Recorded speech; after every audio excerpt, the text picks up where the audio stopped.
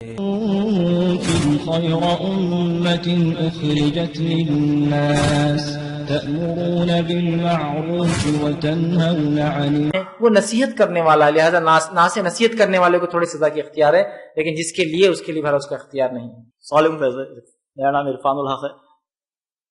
عورت نے جو شوہر نے جو ہے تو بیوی کو طلاق دیے نہیں، اور بیوی نے جو ہے تو دوسرا نکاح کر لی،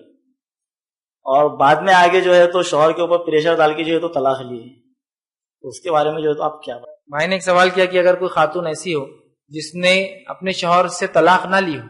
چلے گئی ہو اور نکاح کر لیا، اور اس کے بعد اپنے شوہر کو زبردستی کر کے وہ اس طرح کرتی ہے، دیکھیے یہ ایک بہت ہی سنگین اور بہت ہی بری بات ہے۔ اگر یہ معاملہ ہونے لگے سماج کے اندر تو میں نہیں سمجھتا ہوں کہ اب کوئی حد باقی ہے جو فطرت پر انسان قائم رہ سکے، جو فطرت اللہ نے بنائی ہے۔ اس لیے کہ جو انسان نکاح میں ہوتا ہے اس کی شادی نہیں ہو سکتی کسی سے، یاد رکھیے، سوائے اس کے کہ وہ مرد ہو تو کسی عورت سے شادی کر سکتا ہے چونکہ اس کی اجازت ہے، لیکن کوئی عورت اگر کسی کے نکاح میں ہو اس کا دوسرا نکاح نہیں ہو سکتا۔ تو اگر اس نے مرد کے نکاح میں رہتے ہوئے کسی سے نکاح کر لی ہو تو وہ نکاح باطل ہے، وہ نکاح زنا میں اس کا شمار ہوگا، اور اگر مجبوراً اس کو مجبور کر کے چھوڑی ہوں گی تو ویسے ہی بہرحال ایسی عورت سے کون ساتھ رہنا چاہیں گا، وہ تو چھوڑنا ہی اس شوہر کے لیے اچھی بات ہے کہ وہ چھوڑ دے ایسی عورت کو، لیکن اس عورت کے لیے بہت سخت جرم ہے۔ نبی اکرم صلی اللہ علیہ وسلم نے تو یہ فرمایا کہ ایسی عورتیں جو اپنے شوہر کا گھر بگاڑتی ہے، اس کو تکلیف پہنچاتی ہے، یہ میری امت کی منافق ہے۔ دوسری روایت میں فرمایا کہ جو عورت جو ہے خلا کی ڈیمانڈ کرتی ہے، طلاق کا من سے ڈیمانڈ کرتی ہے، ٹھیک ہے، اور طلاق لیتی بنا شرعی عذر کے،